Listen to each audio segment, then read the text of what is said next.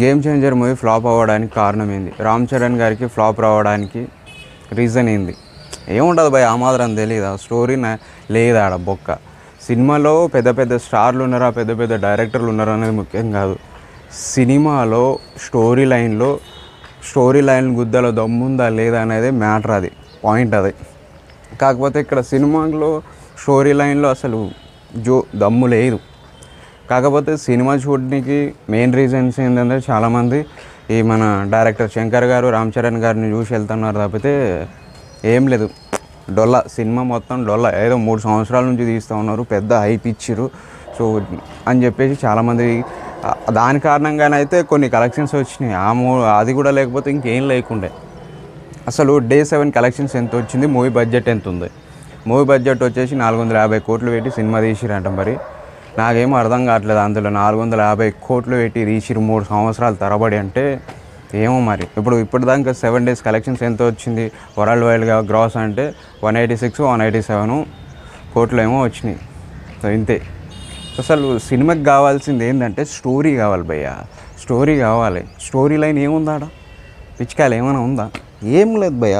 చాలా చాలా అంటే చాలా డిసప్పాయింట్ అయ్యారు ఫ్యాన్స్.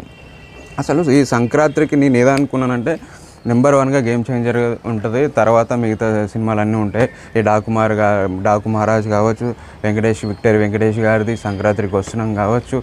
సో ఇవన్నీ థర్డ్ ప్లేస్లో ఉంటాయి అనుకున్నాను. నేను ఏవైతే అనుకున్నానో వీటికి అన్నిటికీ రివర్స్లో జరిగిపోయింది అన్నమాట. ఈ గేమ్ చేంజర్ వచ్చేసి లాస్ట్లో పడిపోయింది. అట్టర్ ఫ్లాప్ మూవీ కింది లిస్ట్లో వస్తుంది ఈ సినిమా అయితే గట్టిగా చెప్పాలనుకుంటే. ఏదైతే థర్డ్ ప్లేస్లో ఉంటుంది అనుకున్నాను, అంటే ట్రైలర్లో కూడా అంత ఏం హైప్ అనిపించలేదు. ఏదైతే సంక్రాంతికి వస్తున్నామో అని చెప్పేసి సినిమా అనిల్ రావుపూడి గారు అంత చాలా చక్కగా ఎడిటింగ్ చేసారు. సినిమాకి వెళ్ళిన వాళ్ళు ఎవ్వరూ డిసప్పాయింట్ అవ్వరు. ఫ్యామిలీ ఎంటర్టైనర్ సినిమా, ప్రతి ఒక్కరు పడి నవ్వుకుంటారు. సో అంత చక్కగా ఉంది సినిమా. వెంకటేష్ గారు కావచ్చు, మీనాక్షి చౌదరి కావచ్చు, ఐశ్వర్య రాజేష్ కావచ్చు. సో హీరోయిన్లు కూడా బాగా పర్ఫార్మెన్స్ చేసారు. ఆ చిన్న బుడ్డోడు ఒక క్యారెక్టర్ పెట్టారు. ఆయన అయితే కొన్ని బూతులు ఆడడం, సో మంచి comedy, so super excellent movie. So ఇదంతా ఎట్లుండే కానీ సో ఇదంతా ఇక్కడ పక్కన పెడితే బట్ చిన్న హీరోనా పెద్ద హీరోనా అనేది ముఖ్యం కాదు, స్టోరీ లైన్ ముఖ్యం. అర్థమవుతుందా మీకు? సో రామ్ చరణ్ ఫ్యాన్స్ ఏమనుకున్నా సరే సినిమా బాగాలేదు భయ్య. నేను కూడా ఒక రామ్ చరణ్ ఫ్యాన్గా చెప్తున్నాను.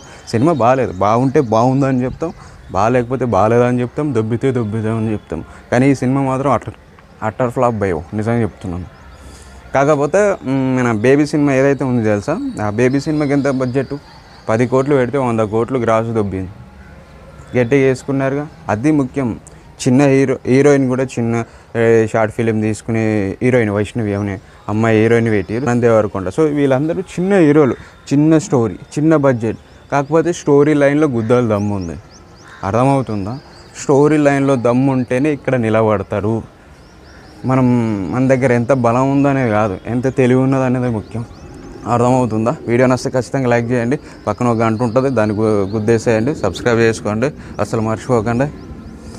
మీకు ఏమైనా అనిపిస్తే కింద కామెంట్ చేయండి. లేదు మా సినిమా హిట్, గేమ్ చేంజర్ బాగుంది, జనాలకు నచ్చలేదంటే నచ్చదు భయ్య. గాంధీ సినిమా ఇండియాలో 100 రోజులు ఆడదు. కడప కింగ్ అంది ఏదో డైలాగ్ ఉంటుంది చూడు, ఆ రకంగా ఉంటుంది. సో నీకేమనిపించినా కింద కామెంట్ చేయి. రైట్.